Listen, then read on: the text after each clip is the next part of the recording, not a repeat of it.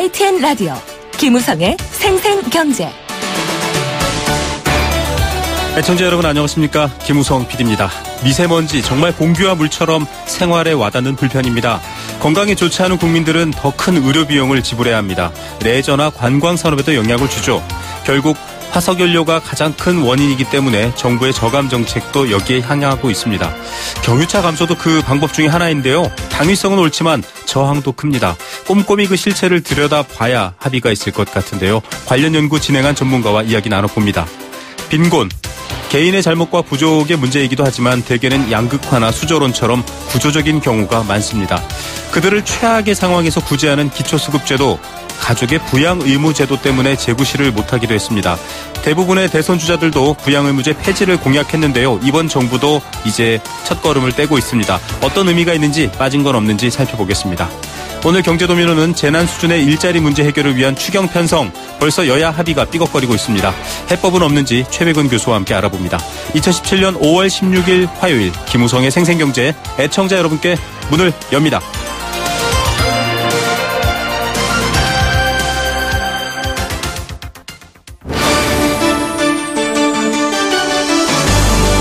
YTN 라디오 김우성의 생생경제.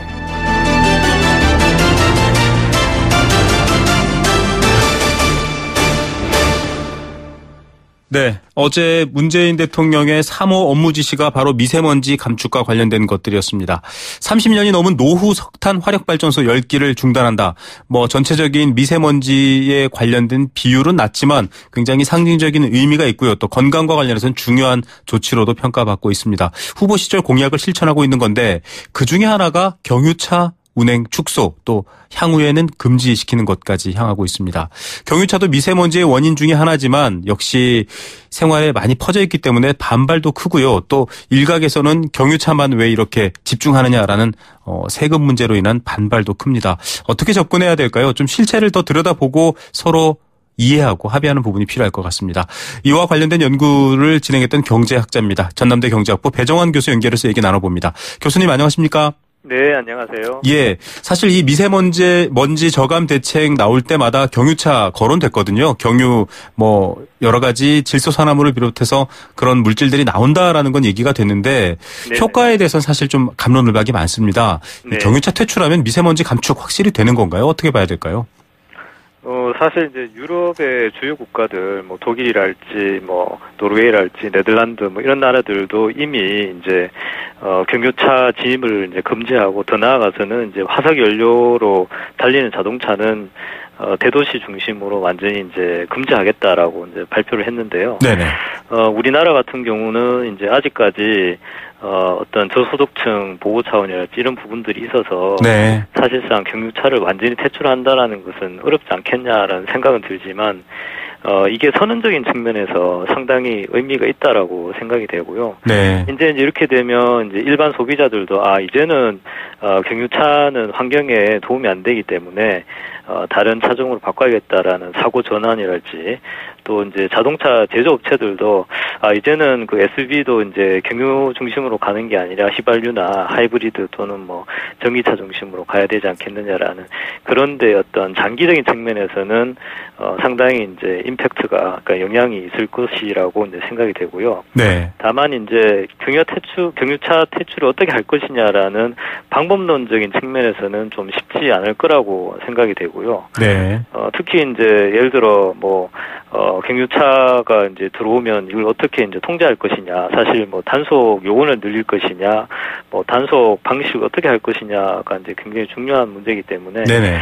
비용 측면에서는 이 경유차 퇴출이라는 규제 부분이 규제 비용이 이제 상당히 이제 크기 때문에 쉽지 않을 걸로 생각이 됩니다. 예, 여러 가지 규제 비용 문제까지 지적해 주셨습니다. 이 과거에도 사실 교수님께서는 이 미세먼지 혹은 이 환경 오염물질인 에너지원과 관련한 이 경제학적 연구를 하신 적이 있는데 경유 가격이 주는 이 대기 오염 물질 감소 효과도 얘기하셨거든요. 네, 10% 정도 인상하게 될 경우 대기 오염이 5.3% 줄 수 있다. 이건 사실 실증적 연구지 않습니까? 한 번만 더 소개 부탁드립니다. 우선 이제 이 관계를 알기 위해서는 이제 경유 가격하고 네. 경유 소비 간의 관계를 알아야 되는데요. 네. 제가 이 경유 수요 함수를 추정을 해봤더니 단기에는 이제 경유 가격이 1% 올라가면 경유 소비가 한 0.2% 정도 감소하는 걸로 그닥 이제 효과가 없지만 장기적으로는 이제 사람들이 차종을 바꾼다든지 이렇게 하기 때문에 탄력성이 거의 1에 가까울 정도. 저기 이제 경유 가격이 1% 올라가면 경유 소비는 0.98% 정도 감소하는 걸로 나타나기 때문에 일단 경유 가격을 건드리게 되면 장기적인 효과가 분명히 발생한다라고 저희가 이제 분석한 결과가 나왔고요. 네네. 그 다음에 이제 저희가 이 각종 대기 오염 물질별로 어떤 요인들이 영향을 미치는지 경유 소비량, 뭐 지역별 총생산액, 뭐 화력 발전량, 황사 발생 일수 이런 것들을 가지고 분석을 해봤더니 결론적으로 경유 가격이 1% 올라가면 장기적으로 네. 저희가 TSP라고 부르는 총먼지는 0.28%, 네. 그리고 미세먼지인 PM10 같은 경우는 0.34%, 네. 그리고 2차 생성원이라고 볼 수 있는 이제 이 휘발성 유기화합물이라는 게 있거든요. 네네. 이런 경우는 0.53%, 그리고 네. 질소산화물은 0.42% 정도 감소되는 걸로 나타났습니다. 예, 지금 뭐 교수님 얘기하신 것 중에 저희도 운전하시면서 저희 라디오를 듣는 분들이 많으신데요. 네. 발끈 화를 내실 것 같아요. 경유 가격 올리면 어떻게 줄어든다고 하는데 말씀하신 것처럼 장기적인 유도 효과도 있습니다. 경유 가격이 싸기 때문에 감가상각해서 경유차 사야지 이런 분들 많으시거든요. 그런 것들을 차제에 줄여서 나타나는 효과입니다. 좀 감정적으로 대응하셔서 제가 좀 덧붙여 설명해 봤고요. 네. 장기적인 얘기 하셨는데 지금 정부도 한 2030년 지금으로부터 한 13, 14년 뒤인데요. 이때까지 경유, 이제 승용 경유, 그러니까 레저용이라든지 SUV 같은 것들, 이런 것들을 조금씩이 아니라 2030년까지는 중단을 하면, 뭐, 미세먼지 배출량도 목표치인 30% 감소에 가능하다, 이렇게 얘기를 했거든요. 네네. 어떻게 보십니까? 교수님, 이거 좀 타당한 논리인가요? 글쎄, 이게 현재 수준으로는 경유 승용차 운행을 전면 중단한다고 해서 네. 미세먼지 배출량을 30% 이상 줄인다는 것은 좀 어렵다라고 생각이 되고요. 네네. 이제 우리나라 같은 경우는 이제 이런 석탄 화력 발전소 부분이라든지 또 산업공단이랄지 네. 특히 이제 최근에 황사 때문에 이제 해외 요인이 굉장히 크기 중국 때문에 얘기를 하죠. 예. 예. 그래서 앞으로는 이제 국내 대응책하고 해외 대응책을 투 트랙으로 가서 범정부 차원에서 이제 대응할 필요가 있고요. 네. 특히 이제 국내 차원에서는 이제 수송하고 발전 사업장 이제 크게 세 가지 부분에 대해서 대기 오염세 방식으로 어떤 새로운 그런 그 세금을 신설해서 네. 이 세금으로 배출 단속 요원을 확충하는 거죠. 왜냐하면 지금 배출 부과금 제도가 있지만 네네. 문의만 있는 거거든요. 네. 왜냐하면 지자체에서는 단속 요원이 없으니까 그냥 제도만 있군요. 네. 네. 그래서 이제 이런 거는 사실상 사회적 일자리 확충에도 도움이 되고 네. 그런 측면에서는 요게 이제 좀 고려될 필요가 있지 않느냐. 그리고 이제 중국에 대한 어떤 해외 대응 같은 경우는 이제 물론 이제 서로 협력하면 이제 최선이겠지만 네.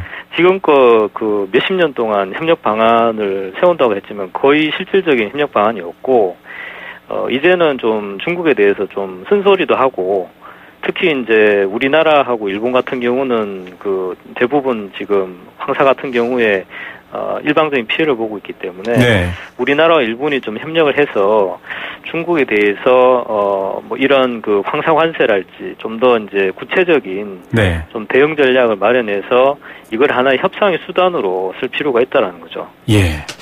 특히 뭐 눈에 당장 조치가 가능한 국내 어떤 오염원 차단의 노력도 중요하지만 교수님 지적하셨던 것처럼 중국, 일본 같은 경우는 지금 이 선제적으로 환경학자들을 보내서 환경 산업을 또 중국이 육성하기도 하고요. 네. 좀 그런 것들이 필요한 것 같습니다.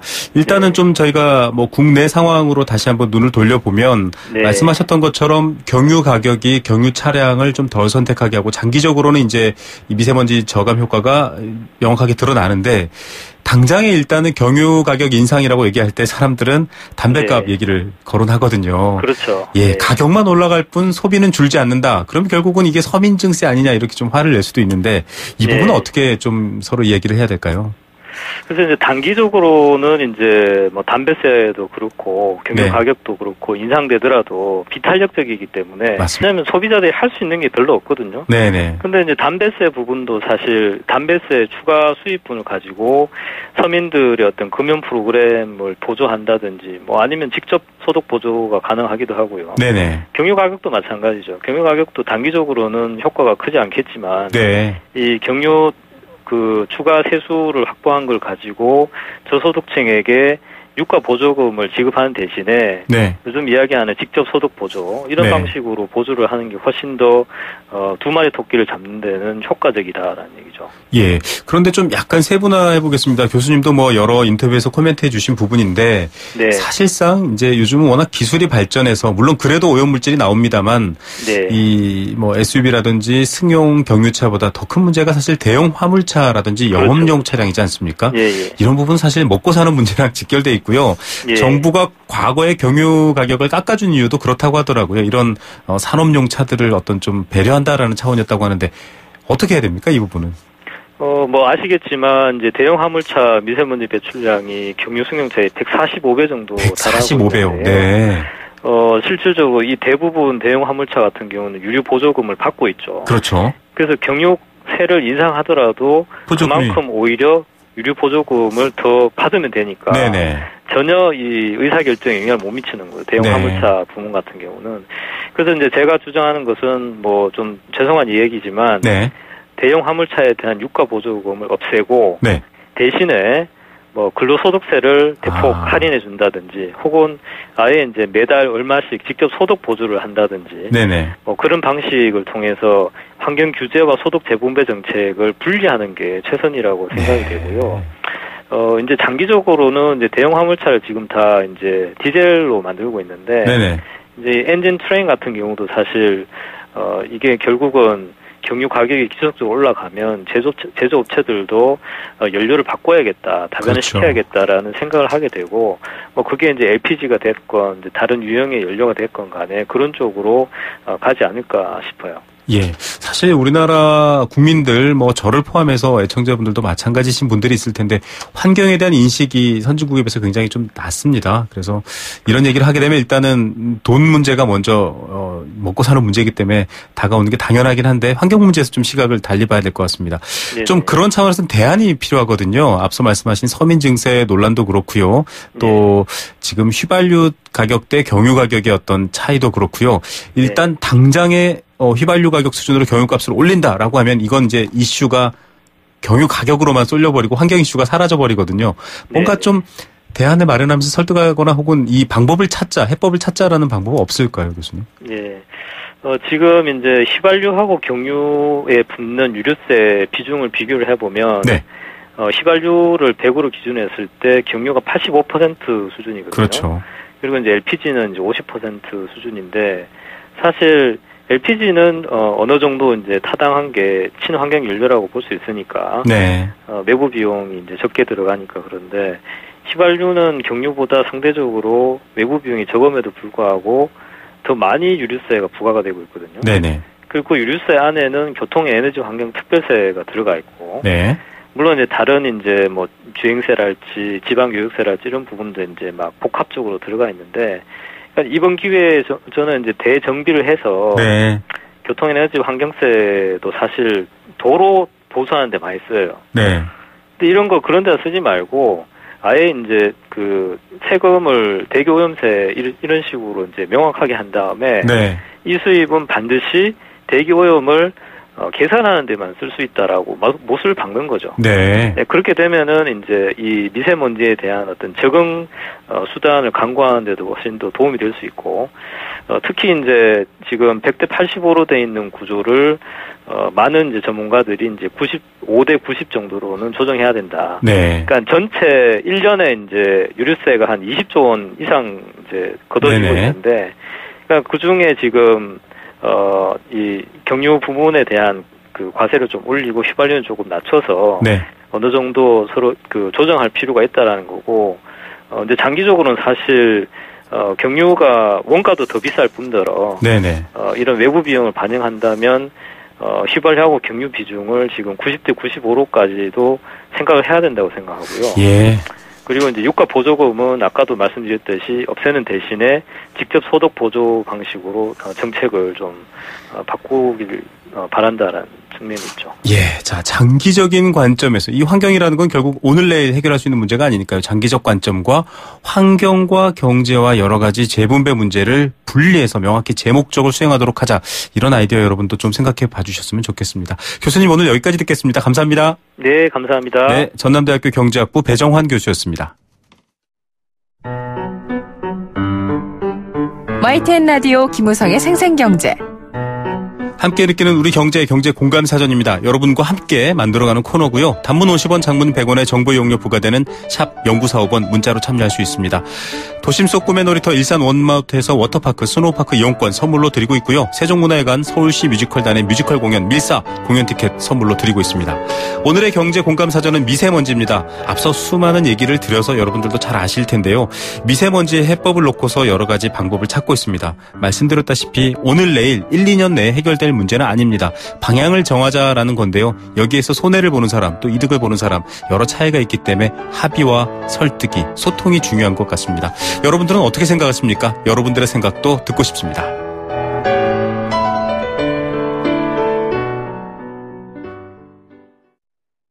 생생경제 일부 포스코 삶을 완성하는 품격 롯데캐슬과 함께했습니다.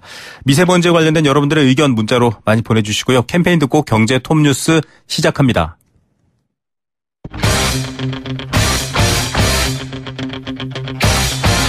지금 가장 뜨거운 경제 소식. 경제 톱 뉴스.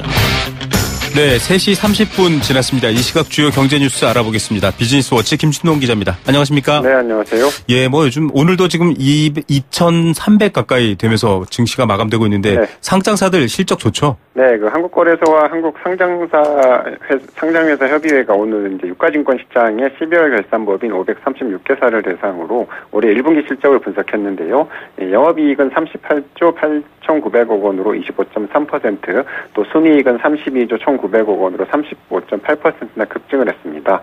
특히 삼성전자의 1분기 영업이익이 전체 영업이익의 25.5%를 차지했습니다. 네. 삼성전자를 제외한 다른 상장사들의 실적도 괜찮았는데 삼성전자를 제외한 영업이익과 순이익도 각각 19% 또 32.8%가 늘면서 삼성전자를 포함한 수치에서 크게 벗어나지 않았습니다. 그러면서 올해 전체 상장회사 순이익이 130조 원을 무난히 넘어설 것으로 그렇게 지금 전망이 나오고 있습니다. 네, 순이익도 그렇지만 외형, 수익성도 좋다고요? 네, 그동안에는 이 경기 침체 속에서 마른 수건을 쥐어짠 이 불황령 흑자가 좀 이어졌었는데 그러면서 이제 덩치는 좀 그대로 크질 않았습니다. 반면에 이번에는 외형과 수익성이 모두 좀 성장하는 모습을 보였는데요. 네. 전체 상장사 매출은 지난해 1분기보다 8.4%가 늘었습니다. 삼성전자를 제외한 매출도 9% 넘게 늘었고요. 매출액 영업이율과 순이익률도 각각 8.5%와 7%로 개선이 됐습니다. 이 코스닥 상장사들 역시 순이익은 조금 줄었는데 외형과 수익성은 모두 성장했는데요. 이 상장사들의 실적이 좀 일제히 개선이 되면서 주식시장에도 좀 앞으로 상승세에도 더 힘이 실리게 됐습니다. 예, 자, 알맹이 껍질 다 좋아지고 있다, 실해지고 있다 이런 느낌인데 네. 외국인 보유 시가총액을 봐도 그럴 것 같은데 점점 는다고요? 네, 코스닥 좀 말씀인데요. 이 금융투자협회에 따르면 지난 11일 기준으로 코스닥 시장에서 외국인이 보유한 주식의 시가총액이 23조 3,200억 원으로 사상 최고치를 기록을 했습니다. 지난달 17일에 사상 처음으로 22조 원을 넘어선 데 이어서 12거래일 만에 23조 원도 좀 넘어선 건데요. 그러면서 코스닥 내 외국인의 보유 비중이 10.98%까지 높아졌습니다. 코스닥 같은 경우에는 외국인들은 올해 1월에는 좀 1,400원 넘게 순매도하다가 2월부터 좀 순매수 추세를 보이고 있는데요. 네. 4월 이후에 이 코스닥에서 매수 강도를 높이고 있습니다. 4월에는 3,100억 원, 5월에는 12월까지 2,450억 원어치나 좀 사들이면서 매수 강도를 좀 높이고 있습니다. 네, 코스피가 계속 관심의 한가운데 있었는데 코스닥도 이제 좀 올라가나요? 어떻습니까? 네, 그럴 것 같습니다. 사실 코스피 지수가 그동안 승승장구하면서 코스닥은 좀 부진하지 않지 못했는데요. 사상 최고가 경신도 좀 남의 나라 일이었습니다. 네, 그런데 이제 외국인이 순매수 강도를 좀 높이면서 지수가 좀 오르고 있습니다. 지난 3월에는 600선 밑으로 떨어지기도 했던 코스닥 지수가 지난 12일에는 648선까지 오르면서 6개월 만에 좀 최고치를 기록을 했는데요. 앞으로의 흐름도 좀 나쁘지는 않을 것 같습니다. 이 문재인 대통령 취임과 함께 신산업 육성 또 중소기업 활성화 정책이 좀 기대가 되고 있고요. 여기에다 이제 코스피 지수의 상승에 따른 이 약수 효과까지 예상이 되고 있어서 이 코스닥과 중소형주로의 상승세가 확산될 것이라는 기대감이 커지고 있습니다. 예.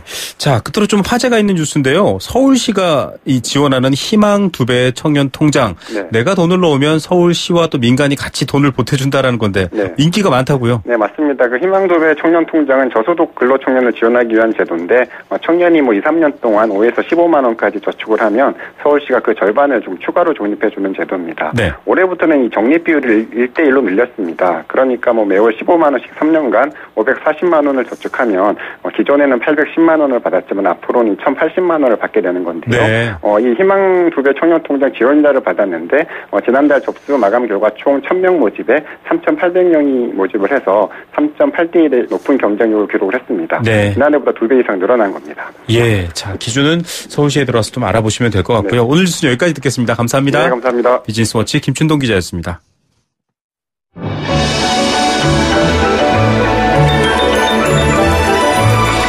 오늘의 경제를 들여다보는 시원한 창. YTN 라디오 김우성의 생생경제 생생 인터뷰.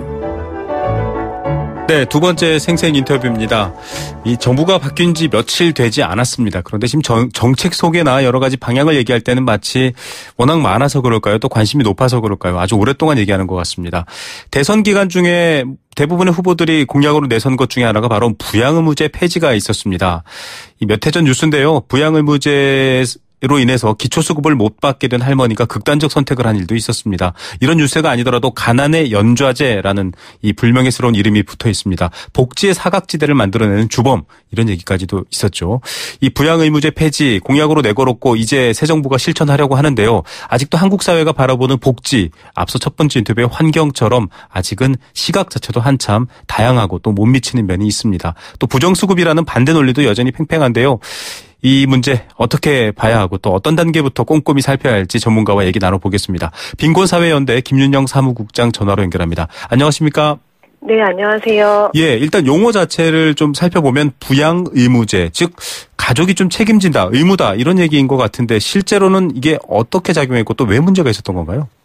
기초생활보장법 안에 부양의무자 기준을 폐지한다는 것이 이번 이제 공약의 내용인데요. 네네. 부양의무라고 하면은 효를 좀 실천하는 것 같고 좋은 느낌이 들지만 네. 사실상 이게 가장 가난한 사람들이 받아야 되는 복지 혜택에서 있었던 제도라는 점이 좀 주목을 해야 될 것 같습니다. 네. 기초생활 수급 신청을 하려고 해도 가족들이 동의해주지 않으면 하지 못한다든지 가족들에게 소득이 있다는 이유만으로 본인이 아무리 가난하더라도 아무런 복지 혜택을 받을 수 없었던 것이죠. 네. 이 때문에 그 사각지대가 한 100만 명 정도 되는 것으로 추산이 되어 왔고요. 네. 기초생활 수급 신청을 한 번이라도 해보신 분들은 아시겠지만 가장 까다롭고 수급을 어렵게 만드는 제도이기도 합니다. 예, 이 앞서 제가 오프닝에서 말씀드린 그 좀 극단적 선택을 하신 할머니도 그렇고요.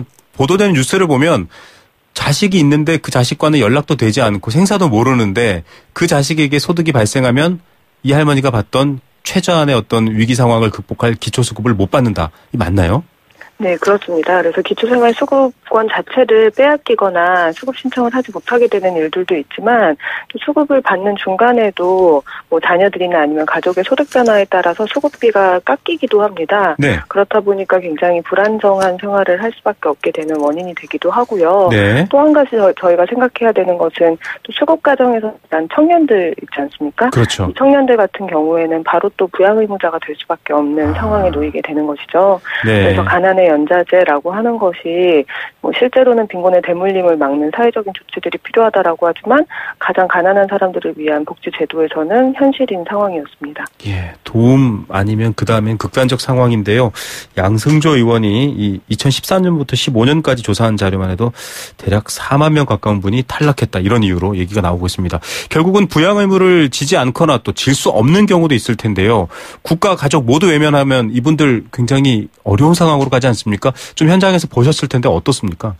그 부양의무자 기준 때문에 수급을 받지 못하는 분들의 상황은 정말 가장 힘들고 어려운 상황에 놓인 분들 중에 한 분이죠. 네. 그래서 뭐 수급 빈곤층이나 비수급 빈곤층이나 생활이 어려운 것은 마찬가지지만 네. 기초생활 수급조차 받지 못하는 분들 같은 경우에는 훨씬 더 심각한 상황일 수밖에 없어요. 네. 기초생활 보장제도가 특히 그냥 현금급여 단 얼마뿐만 아니라 의료급여라든지 뭐 이런 네. 것들을 포함하고 있다는 사실을 좀 종합해 볼 때 네네. 지금 꼭 도움이 필요한 분들을 밀어내는 제도로 부양의무자 기준이 지금까지 좀 있었습니다. 이쪽 지금 그 기초수급에 들어가는 뭐랄까요 복지 예산이 뭐 많이 차지하지는 않지 않습니까? 지금 기초생활보장제도는 뭐 빈곤층 복지 제도가 워낙 없다 보니까 네네. 예산 규모가 가장 큰 편이기는 합니다. 네. 그래서 1년 기준으로 할 때 한 8조 정도의 예산이 들어가는 8조 원. 것으로 보이는데요. 네네. 그런데 부양의무자 기준이 폐지가 될 때 얼마의 예산이 추가적으로 소요될지에 대해서는 뭐 의견이 상당히 다양합니다. 최소로는 한 4, 5조부터 넓게는 한 10조 정도까지 바라보고 있는데 그만큼 네. 사실 사태 파악이 되지 않은 부분도 있다고 생각을 하고요. 네. 그 교육급여 같은 경우에는 부양의무자 기준이 현재 폐지되어 있는데 네네. 폐지하기 전에 예상했던 것만큼 수급자가 진입하지 않은 좀 상황도 있거든요. 네. 이런 것들을 고려해서 좀 더 면밀한 조사를 해야 되지 않을까 싶습니다. 뭐 흔히 어떤 도덕적 잣대를 들이대거나 부정수급 이런 식의 반대 논리를 말씀하시는 분들도 있거든요. 네. 언뜻 들어보면은 뭐 국가가 도와주면 아무것도 안 하는 거 아니야 이런 시각인데 사실 이분들이 처한 상황을 보면 이 이야기도 맞지 않을 것 같거든요. 그렇죠. 그래서 부정수급을 이야기하시는 분들은 보통 이제 도덕적 해이를 많이 들고들 계신데 네. 사실 부양의무자 기준이 폐지되면 오히려 부정수급이 줄어드는 게 현실적으로는 맞습니다. 왜냐하면 그 전에는 뭐 가족들이 소득이 올랐는데 이것을 신고하지 않았다라는 이유로 부정수급자가 네네. 되기도 하고요. 근데 그런 걸 사실 아는 사람이 누가 있겠어요? 자기 네. 자녀나 뭐 부모님의 월소득 변동에 대해서 정확하게 알고 사는 사람 잘 없지 않습니까? 네네. 근데 이런 사람들이 오히려 부정수급자로 몰리고 있는 현실이었다는 거죠. 네. 그래서 사실 관계로 보자면 오히려 부정수급이 그런 면에서는 줄어들 수 있는 거고요. 그리고 네. 지금 현재 부정수급 같은 경우에는 거의 다 제공기관들의 문제입니다. 기초생활 수급을 받고 있는 사람들의 문제라기보다 네네. 뭐 요양기관이라든지 병원장이라든지 네. 이런 분들에 의해서 일어나고 기관의 있는 문제가 문제군요. 훨씬 더 많이 있기 때문에 좀 과도하게 부정수급을 우려하는 네. 것은 기초생활보장제도가 부양의무자 기준 말고도 여러 가지 뭐 재산 기준이라든지 네네. 이런 것도 다 가지고 있거든요. 예. 너무 우려하지 않아도 괜찮다고 생각합니다. 마지막 끈을 잡고 있는 분들에게 그 끈을 놓으라라고 하면 방법이 없지 않을까요? 일단 지금 새 정부가 이 문제에 손을 대고 있는데 주거급여, 즉 이제 생활 공간이죠. 집. 당장의 주거 문제부터 시작하겠다라고 첫걸음을 뗐는데 어떻게 평가하십니까? 네, 저희도 이제 전체 폐지로 가기 위해서 단계적으로 주거급여, 의료급여, 생계급여의 수순으로 좀 진행하면 좋지 않겠냐라는 주장을 계속 해왔는데요. 네. 사실 주거급여만 보더라도 지난해 예산 불용액이 2,500억 정도가 됐었습니다. 네. 그래서 주거급여를 많이 나눠주겠다고 신설을 했었지만 사실상 그만큼의 불용액이 또 엄청나게 많이 나왔었던 거죠. 네. 그래서 주거급여에서 부양의무자 기준 폐지를 좀 올해 안에 빨리 진행을 해서 내년부터는 의료급여와 생계급여까지 차례로 폐지를 할 수 있기를 바라고 네. 그러기 위한 뭐 예산 마련이라든지 이런 것들까지 좀 사회적으로 논의를 할 수 있어야 된다고 생각합니다. 예, 지금 뭐 이것뿐만 아니라 사회 전반이 좀 리모델링 되고 있는 시기이기도 합니다. 여러 가지 정책적 변화도 있는데 빈곤에 대한 정책 또 복지 수요에 대한 어떤 정책들 많이 현장에서 접하시고 또 제안하셨을 텐데요. 좀 이런 문제 관련해서 기초수급제도도 그렇고요. 좀 정책의 원칙이나 중요한 부분들 짚어주신다면요. 기초생활보장제도는 최저한의 생활을 그리고 인간적으로 생활할 수 있는 문화적인 건강한 생활을 국가가 함께 책임을 진다라는 의미를 가지고 있거든요. 네. 그래서 그냥 가난한 국민에게 얼마의 도움을 주겠다라는 것이 아니라 누구나 인간다운 생활을 할 수 있도록 돕는다라는 취지를 가지고 있습니다. 그럼에도 불구하고 부양의무자 기준 때문에 이것이 오랫동안 실현되지 못했는데 이제 정말 가난을 가족과 그 개인에게 책임을 지우는 것이 아니라 가난하더라도 인간답게 살 수 있는 가난 때문에 죽음을 선택하지 않는 그러한 세상으로 나아가기 위한 첫 번째 걸음이 이제 시작됐다고 생각하고요. 네. 부양의무자 기준 폐지가 좀 새로운 시대의 가치가 될 수 있었으면 좋겠습니다. 그래서 조속하게 빠르게 폐지가 되어서 지금 어려움에 처하신 분들이 하루라도 빨리 도움을 받으실 수 있기를 바랍니다. 네, 제도, 법, 예산 이전에 인간답게 살 권리 이 단어를 좀 많은 분들이 공유하셨으면 좋겠네요. 오늘 말씀 감사드립니다. 네, 감사합니다. 네, 빈곤사회연대 김윤영 사무국장이었습니다. 세계 경제가 내 주머니 속으로 경제 도미노.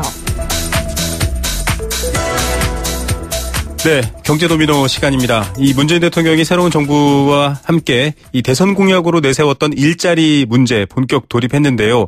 사실 이 일자리 문제는 명확하게 돈이 필요합니다. 재원이 필요한데 실행 과정이 순탄치 않아 보여서 걱정입니다. 추가 경정 예산 얘기가 나오고 있는데 야당과도 의견이 다르고요. 또 일자리를 늘리는 방법은 이미 대선 기간부터 이견이 있었습니다. 과연 재원 마련에 대안은 없는지 또 이 문제의 핵심 무엇인지 오늘도 최백은 교수님과 함께 짚어보겠습니다. 건국대 경제학과 최백은 교수입니다. 안녕하십니까 교수님. 네, 안녕하세요. 네, 자 일자리 1호 업무 지시였고요. 지금도 계속 관심사에 있습니다. 일단 추경을 통한 10조 원 이게 정부의 어떤 방법인데요. 어떻게 보십니까? 먼저 이제 일자리 추경에 우리가 배경을 좀 생각할 필요가 있는데요. 네. 현재 우리 경제가 일자리를 만들지 못하면, 특히 청년 일자리를 만들지 못하면은 네. 어떤 경제 정책도 효과가 보기 어렵기 때문입니다. 네네. 그런 점에서 특히 이제 보게 되면 지난해 통계청 자료를 기초로 해서 봤을 때 하위 30% 이하 가계소득이 후퇴를 하고 있고요. 네.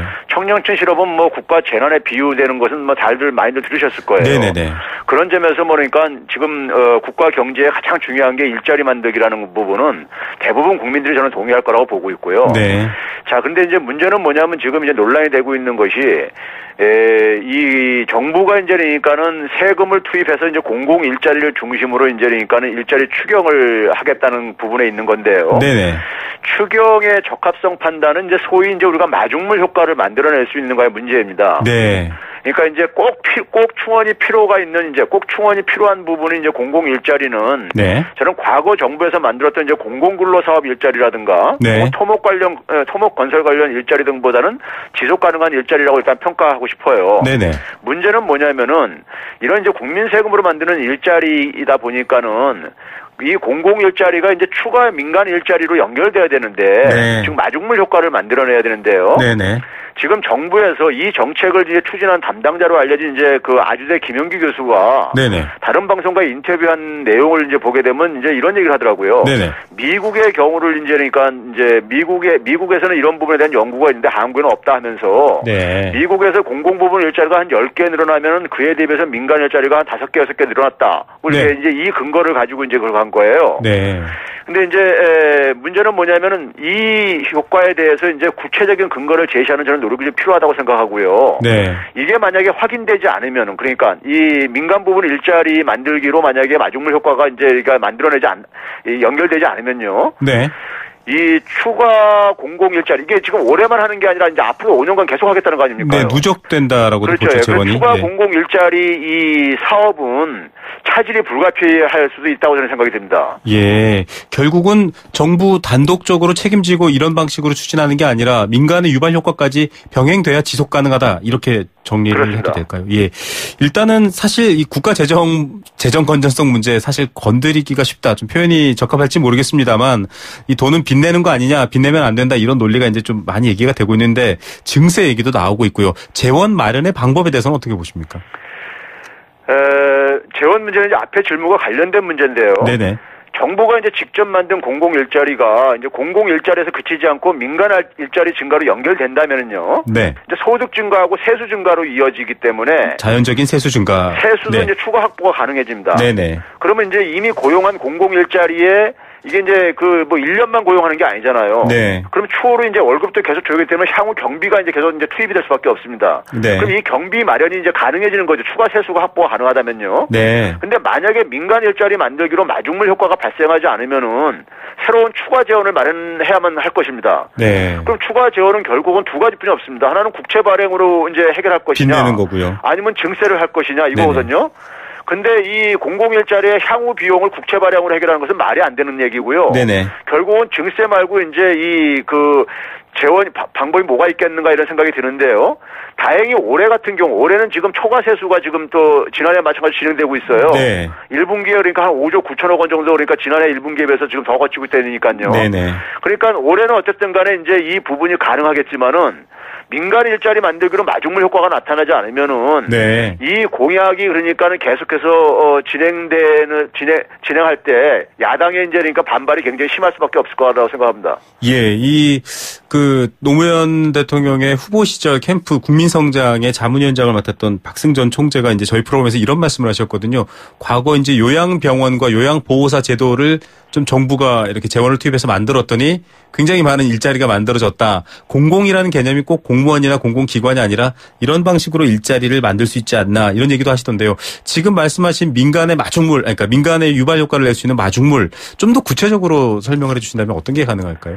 그러니까 이제 우리가 정부가 이제 만든 공공 일자리로 늘어날 민간 일자리가 어떤 것일까 한번 상상을 한번 해보자고요. 네네. 그럼 대개 이제 이 공공 일자리를 이제 가진 이제 확보하는 사람들이 네. 결국 이제 소득이 생기니까 소비를 이제 할 게 아니겠습니까요? 네. 그러면 이 민간 소비 지출 증가가 자영업이라든가 내수산업 관련 일자리 중심으로 늘어날 가능성이 저는 높다고 생각해요. 서비스 쪽을 말씀하시는 그렇죠, 거죠? 예. 네. 그런데 문제는 뭐냐면 청년들이 원하는 안정적인 대기업이라든가 중견기업 일자리 등으로 연결되는 가능성은 저는 높지 않다고 봅니다. 네. 결국 이제 질 높은 민간 일자리는 다른 차원에서 해결할 과제고요. 네네. 문재인 정부도 공약 중에 보게 되면 뭐 4차 산업혁명, 신농업, 6차 산업화, 뭐 문화, 관광, 예술, 체육 등 새로운 산업에서 연평균 50만 개를 만들겠다고 구상은 내놓았어요. 네네. 그러니까 이게 결국 이제 우리나라의 미래 먹거리를 만들어내느냐에 달려 있는 거거든요. 네. 이 부분을 그러니까는 병행해서 성과를 만들어내지 못하면은 네. 결국은 그러니까 민간 부분 일자리라는 것이 굉장히 그러니까 좀 취약한 일자리로서 끝날 가능성이 있다 이렇게 좀 저는 생각합니다. 예, 결국은 4차 산업과도 좀 맞닿아 있는 것 같습니다, 교수님. 미래 맞습니다. 먹거리와 새로운 일자리 패러다임이라고 얘기하시면은 서비스업이지만 좀 다양한 스타트업 같은 것들도 생각해 볼 수 있겠네요. 예. 예. 자, 이 일자리 관련해서 지금 일단 여야의 합의도 어려운 상황이거든요. 지금 야당은 정부 주도하에 세금의 이용 문제를 좀 국민 부담이다 이렇게 몰아가고 있는데 여야의 모습을 사실 구경꾼 입장처럼 보면 안 될 것 같고요. 좀 저희가 그 여야가 재원 마련이라든지 혹은 이 부분 정책적으로 합의하는 걸 좀 지켜볼 수 있는 해안 제안해 주시다면 어떤 게 있을까요? 지금 이제 그 문재인 정부가 지금 이제 확장적인 재정 정책을 쓰겠다고 이제 하는 거는요. 네네. 지금 민간 부분의 힘만 가지고 지금 경제를 활력을 만들어내기가 지금 한계가 있다고 지금 보고 있는 겁니다. 그간 못 해왔었고요. 네. 예, 그러니까 민간 부분도 그러니까 일자리를 못 만들어내고 있고 결국 그러니까 내수 굉장히 취약하다는 게 바로 이제 그 얘기고요. 민간 부분이 이제 취약한 걸 보여주고 있는 건데. 네. 그러니까 정부가 그러니까 어떤 펌프질을 좀 하겠다 이거죠, 그러니까요. 네. 그래서 그 중심에 이제 일자리를 두고 있는 것이고 일자리를 만들어주게 되면 소득이 만들어지게 되고 소득이 만들어지게 되면 소비가 증가하면서 결국 기업 투자로도 연결되지 않겠냐 네. 하는 이제 이런 이제 그러니까 인식인 거예요. 예, 누차 지적해 주셨던 선순환 문제 얘기를 하시는 거군요. 그렇죠. 네. 그런데 이제 문제는 뭐냐면은 앞에서도 얘기했듯이 이런 방식을 가지고 이제 만들어지는 일자리가 이제 근본적인 그러니까 일자리로 이제 그러니까는 아니란 얘기죠. 네. 앞에서 얘기했듯이요. 네네. 그러니까 특히 이제 청년 일자리하고는 좀 저는 거리가 좀 있다고 생각해요. 물론 공무원 일자리 같은 경우는 청년들이 선호하니까 하지만은 네네. 그거는 언발의 오줌 누기 정도고요. 네네. 그러면 결국은 이제 그래서 저는 그래서 주목하는 부분이요. 문재인 정부의 국정 운영 핵심 키워드가 네. 공정과 정의 그리고 통합과 혁신입니다. 네네. 그러니까 공정과 정의를 통해서 통합과 혁신을 만들어내겠다는 것인데 네. 공정과 정의의 확립이 통합의 필요 조건 중 하나이지만은 네. 혁신, 즉 미래를 만들어내지 못하면요. 네. 통합을 좀먹는 갈등과 분열에 싹 솟아날 것입니다. 이제 불만도 생기고 네. 그럴 겁니다. 즉 결국 증세하는 과정 속에서 증세라는 것은 되게 역사적으로 보게 되면 경제가 활력을 가질 때 되게 성공을 하고요. 네. 즉 자신의 소득이 그러니까 세금을 내고도 증가해야지만이 되게 받아들입니다. 네. 그런데 이제 이런 만약에 새로운 미래를 만들어내지 못하면 이제 갈등과 분열이 이제 생기게 될 것이고 네. 그러다 보면은 결국은 이제 결국은 이제 미래를 만들어내지 못하면 공정과 네네네. 정의도 지속적으로 추진하기 어려워진다는 얘기죠. 예. 그래서 결국은 이제 네. 미래를 만들어내는 역량이 문재인 네. 정부의 성공을 결정할 거라고 저는 보고 있습니다. 예. 일자리의 핵심, 그냥 일자리가 아니라 미래 일자리라는 말 새기고 네. 갑니다. 교수님 감사합니다. 네. 건국대학교 경제학과 최백은 교수였습니다. 네, 생생경제 포스코 롯데캐슬과 함께했습니다. 4163님 이 디젤로 인한 미세먼지 없애려고 노력하고 있고 실제로 한다라는 얘기 주셨는데요. 감사드립니다. 저희가 스노우파크 선물 드릴게요. 2097님도 또 형편 얘기, 또 경제 얘기, 그러면서 환경 얘기 주셨는데요. 저희가 뮤지컬 밀사 티켓 드리도록 하겠습니다. 김우성의 생생경제 내일 오후 3시 10분에 뵙겠습니다. 감사합니다.